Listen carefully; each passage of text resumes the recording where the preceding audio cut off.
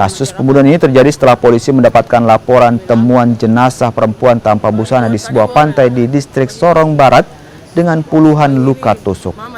Dari hasil olah tempat kejadian perkara dan penyidikan oleh Polresta Sorong Kota, ditemui adanya indikasi keterlibatan anggota TNI Angkatan Laut, sehingga kejadian ini dilaporkan pada Komandan Polisi Militer Angkatan Laut dan dilakukan pemeriksaan lebih lanjut.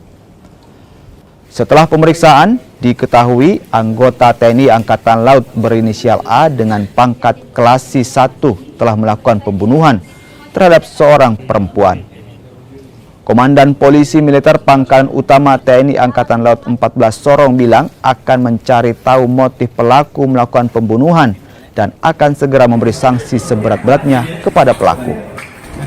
Kami masih mendalami motifnya apa, maksud dan tujuan juga kita nggak tahu apa, tetapi dari Polres ataupun Polmar akan melakukan penyelidikan lebih lanjut. Ada pembunuhannya inisialnya? Oh, jelas anggota sudah kami tahan, kami sudah amankan. Inisialnya inisial untuk pangkat KRS, inisialnya A. Keputusan dari pimpinan, arahan pimpinan sudah jelas, tapi masih dilakukan oleh oknum yang tidak bertanggung jawab ini. Ini yang sangat kita sayangkan, ya.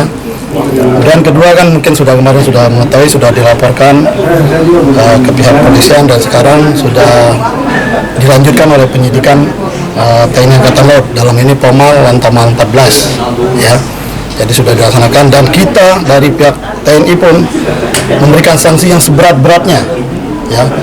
Dan pihak penyidik Angkatan Laut dalam hal ini Lantamal 14, Pomal Lantamal 14 sudah saya arahkan secepatnya diproses.